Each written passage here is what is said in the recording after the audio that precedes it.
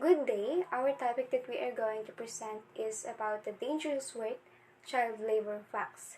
First, what is child labor?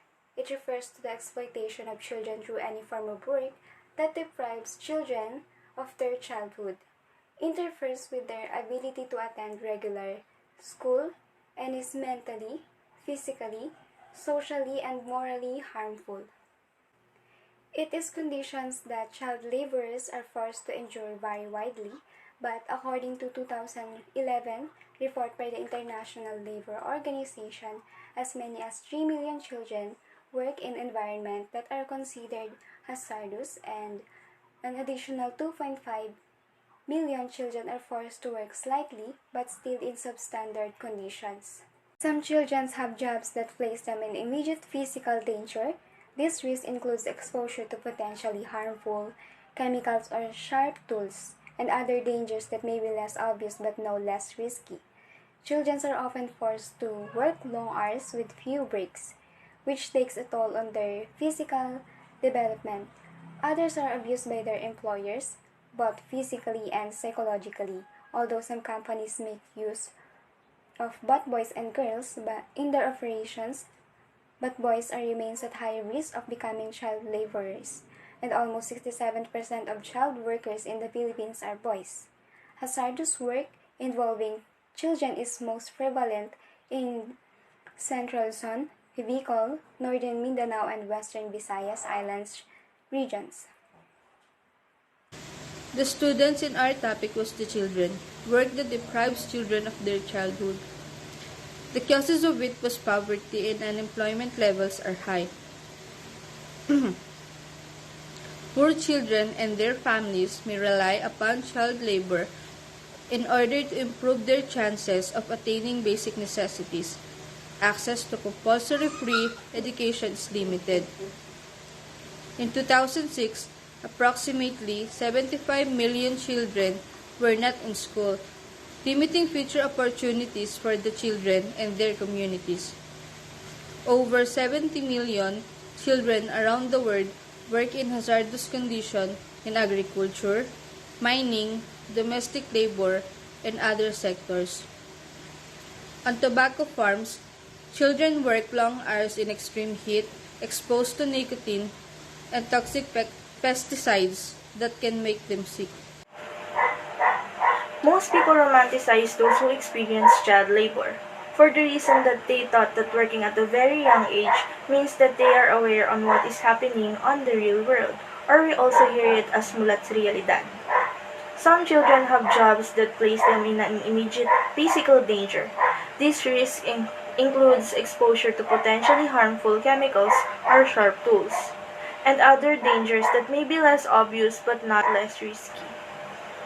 Children are often forced to work long hours with few breaks, which takes a toll on their physical development.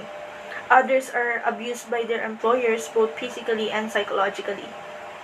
One of the challenges they experience is people misunderstand their hardships in life. Other people often think that because these children have experiences in life, they treat them as an adult and give them things or works that mostly are for adults. But they always forgot that these are still children who deserves freedom in life. Other challenges is because of child labor. Children can't attend or go to school or study and learn new knowledge, so they get stuck and they can't move forward in life, so they are forced to do labor. Considering the challenges of child who experience to work in a very young age, there is a lot of recommendations and ways to overcome and prevent the child labor in the Philippines. First, NGOs and governments should address the certain issues and connected issues like poverty, child violence that pushes the child labor. Next is Philippine government should strengthen the national laws that promoting anti-child labor and make the countrymen aware on the possible punishment. The third one is support organizations or unions that who combat and formulate the effective solutions or some effective solutions which will save our children.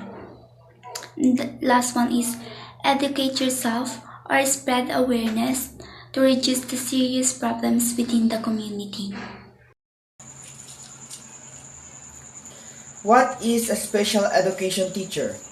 A special education teacher educates children who face physical, mental, emotional, and learning disabilities. These teachers work in various settings such as schools and child care centers. What does a special education teacher do? Special education teachers develop teaching plans according to students' learning needs. They search for activities and resources that can be easily adapted to each child's educational requirements. They also collaborate with school counselors, occupational therapists, psychologists, and parents to help children develop and socialize. Special education teacher job duties include assessing children's skills and learning requirements, designing individualized educational plans, collaborating with parents and school staff to track students' progress responsibilities,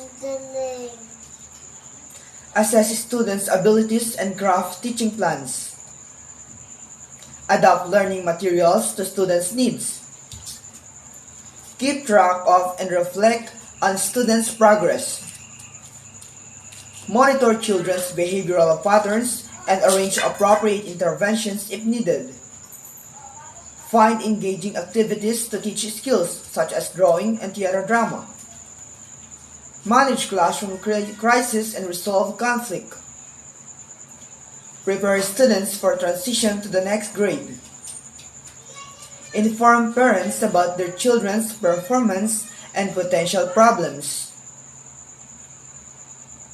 coach or mentor other professionals who work with children with disabilities, and collaborate with the support staff such as school counselors and speech therapists to create holistic intervention plans.